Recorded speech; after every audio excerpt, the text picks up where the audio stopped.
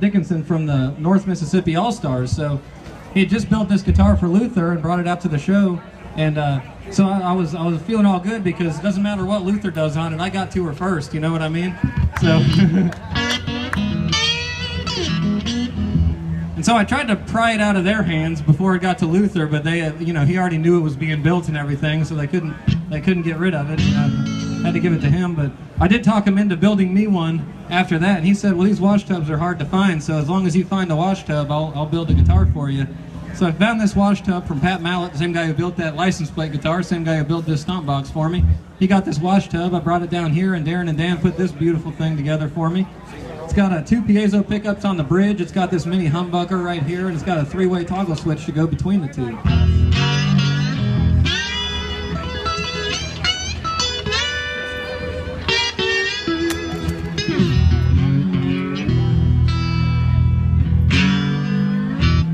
You know, I love playing next to a railroad train track because some of the best blues songs came from the railroad. And I always love this guitar because it's the best guitar for that train sound, you know what I mean? There's something about that metal and that resonance and just that kind of thrown together nature of all these crazy parts on this guitar. But you know, I like to think about those old blues players back in the day because they weren't just copying the sounds of the trains for those rhythms for those early blues songs. They were actually learning from the trains because a lot of time they'd be traveling on those trains and hopping those trains in order to get around. And I recorded my last album, Smoke and Mirrors, which is available right over here. It's got about 30 different cigar box guitars, from some of the oldest known cigar box guitars ever made to some of these newest ones on them. And 4 of the tracks off of that we actually recorded at the Crossroads, at the legendary Crossroads location where they say, you know, Robert Johnson sold his soul to the devil so he'd be a good guitar player. All of that happened right where we recorded that. So we did it on New Year's, at midnight on New Year's Eve. And we found the directions for this Crossroads because, you know, everyone has a different opinion about where the Crossroads really are.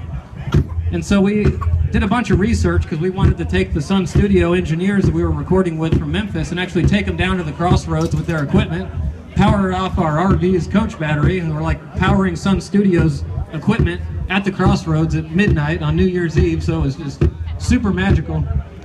But we found these old handwritten directions from this voodoo practitioner down on Beale Street. He'd long since passed away, but before he passed away, he left these directions for these Crossroads.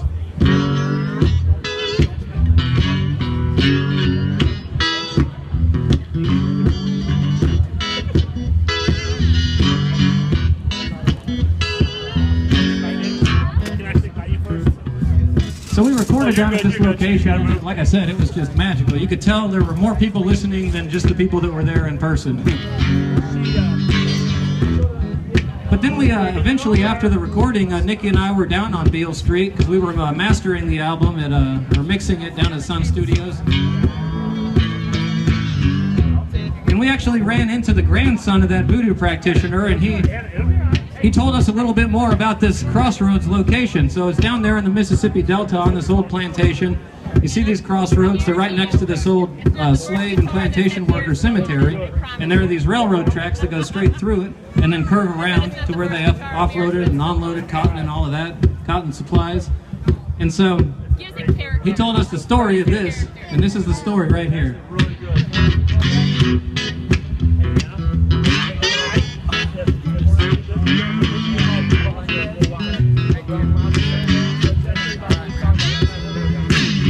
So let's say you're a blues guitar player back in the 30s, 40s. Some of the hottest juke joints to play in the world were the ones right down there in the Mississippi Delta around Clarksdale, Mississippi.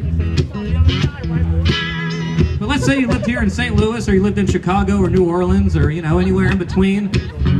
You'd hop on that either Mississippi River or the Missouri River on one of those cargo ships.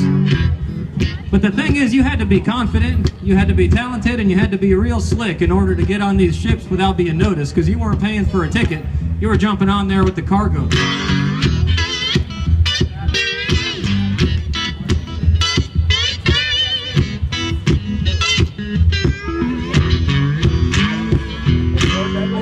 So you sneak on that boat and you're floating down that Mississippi River and you're headed towards Clarksdale, Mississippi, where they're going to offload that cargo and they're going to send it on a cargo train to that plantation you heard about.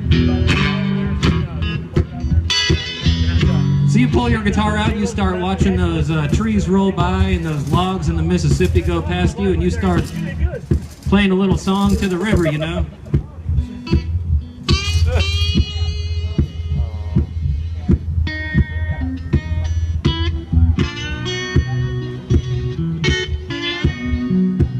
Just feeling that nice wave motion in the Mississippi River.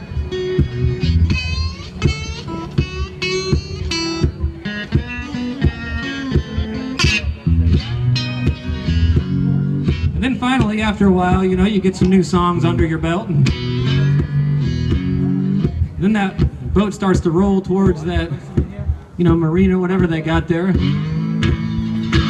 you think, okay, now I gotta be a slick again. I gotta get my guitar back in its case, gotta put my hat back on, and act like maybe I'm offloading cargo, start moving some boxes, being like, hey guys, how's it going? Move over to that train, you know, with some of that equipment, and you just jump on that train, find a good hiding spot, and just try not to be noticed so you don't go to one of those, you know, prisons or chain gangs down there if they catch you.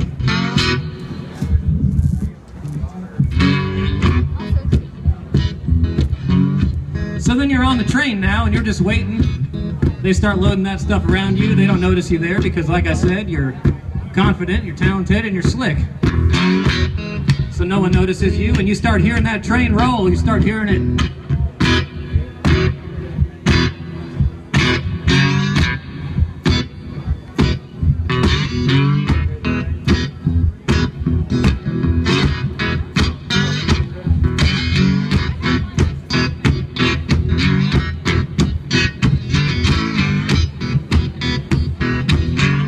Starts revving that engine nice and good. You start feeling it shift a little bit as those carts start pulling. Hear that whistle blow.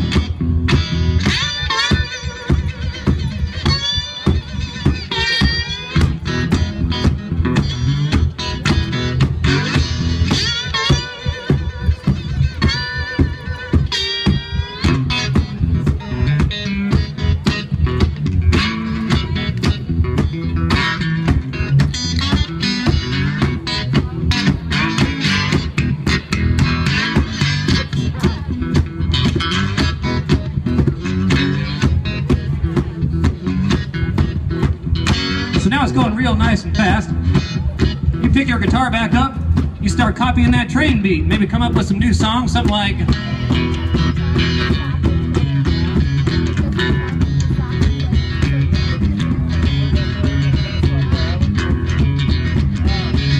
something like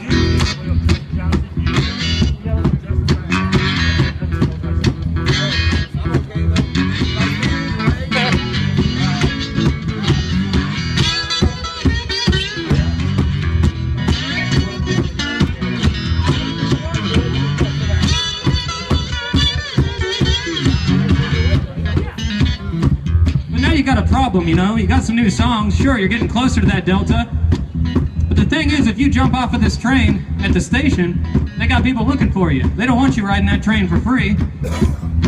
They sure don't want out-of-towners coming out here riding that train for free and then playing in the Clarksdale juke joints. So they got people looking for you to, again, throw you in that jail or put you on the chain gang, so you want to get off of this train as soon as possible, but it's going way too fast. She's got it right out of here.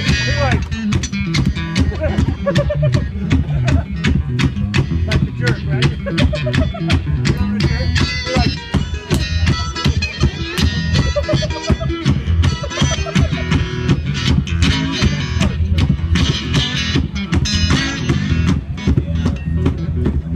But luckily you heard stories from a few buddies of yours who had done this before. And they said that once you get down to this plantation, there's this big old sharp curve in that train track. And it's right after these crossroads, right past this little cemetery and church on your left. And that train has got to slow way down in order to make that curve. So you start hearing that curve come up because that engine starts slowing down.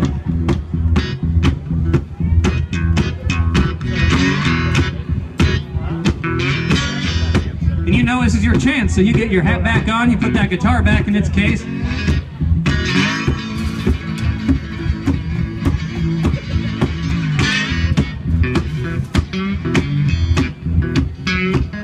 over the edge of that train. You think, okay, it's about right. I see that Crossroads going by. I see that church cemetery going by. So you hold on to your hat.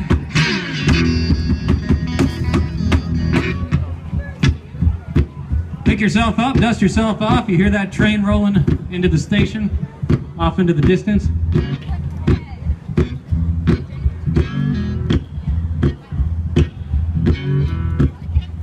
You see that Crossroads over there? You go up to those dirty little roads and you figure maybe I'll play a little tune while I'm waiting for someone to come by, and I'll throw my thumb up in the air and try to hitch a ride into town.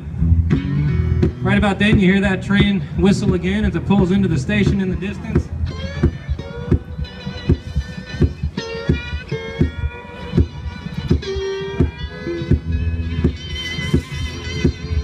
And you know, enough people over time start spreading this rumor that this is the way you get down to those juke joints in Clarksdale.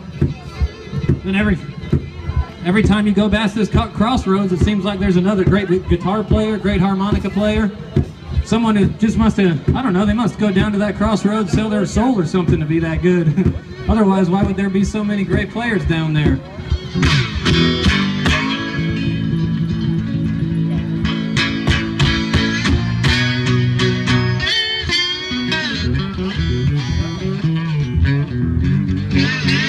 If you want to hear me play down at those Crossroads, then go get yourself a Smoke and Mirrors album. That's the moral of the story.